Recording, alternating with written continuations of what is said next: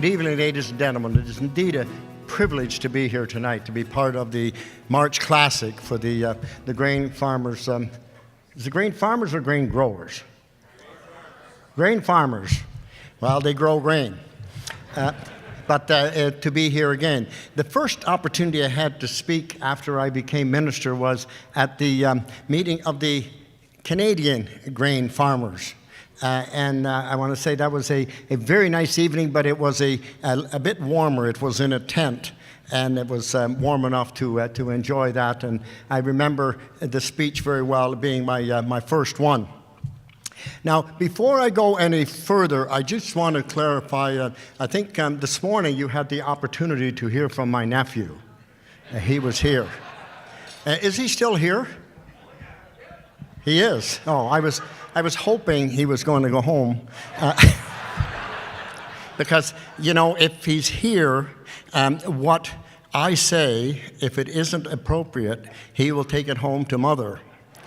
And that's my sister, and I worry about that. So I do want to say that obviously he's here, and we've had this thing. This is likely the most appropriate way for us to have dinner together, because the audience, of course, is not on either side, and so we can move into whichever side we want. When we're at home and we have to have dinner together, it's kind of a quiet dinner, because if we start something, we never will get finished eating.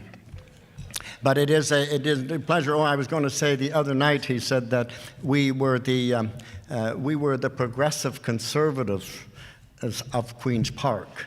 The only true progressive conservatives of Queen's Park was John and me. He was the progressive, and I was the conservative. And I think that's the way we work, because obviously we both agree that the job of the elected officials at Queen's Park is to do whatever we can to improve the life and quality of life and the quality of making a living in rural Ontario and in our agriculture farms. And it doesn't matter whether you are on the government side or whether you're on the opposition side, you both work to that end. So I want to say thank you, John, for doing that, and thank you for coming here and warming up the audience for me this morning. I was a little concerned, of course, when I was figuring it out as I was looking at the agenda. It's rather interesting. I guess the agenda came out quite early, but I was reading it and I thought, well, this is rather interesting. They have nothing but good speakers today, and that was true. There's nothing but good speakers on the agenda because my name wasn't there. But, and I thought, well, it's going to be difficult if you have all these great speakers, so starting with John and all the other ones, and then I have to come here and wrap it up. I'm going to say it's a bit daunting. And so I just want to say, if any of you have finished listening before I finish speaking, go ahead and doze off. Just don't do it loudly, because I'm sure the person beside you is very anxious to hear what I have to say. But as you know, over the last several months, we've been working together to get through a serious matter. All that was to take the front part of the speech, and I'm not going to read that again. And it's been the challenge of dawn. And I know how frustrating this is for affected farmers. I think in tough situations like these, you really get to see an organization's leadership come into play.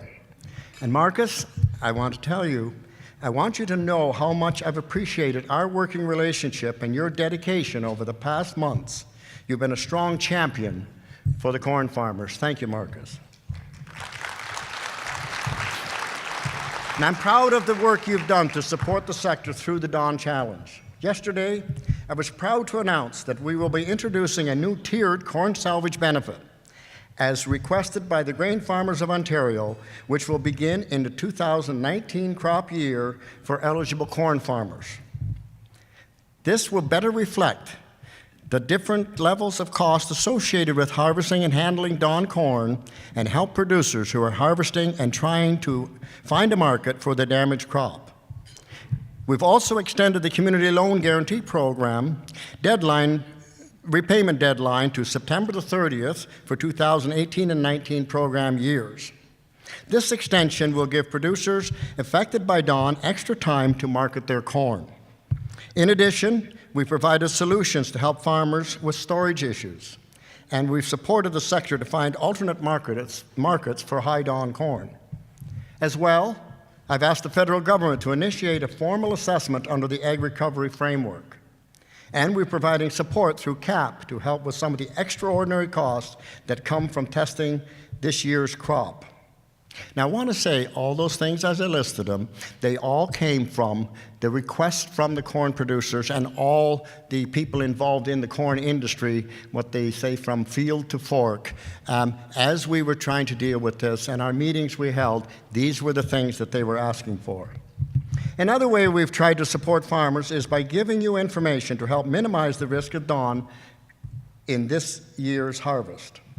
We've done this by co-founding the Ontario Corn Committee's report on DON in hybrid corn, which is available on the committee's website.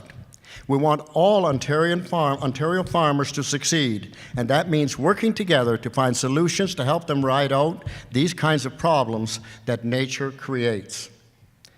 The difficult DON situation only added to the stresses of our grain farmers.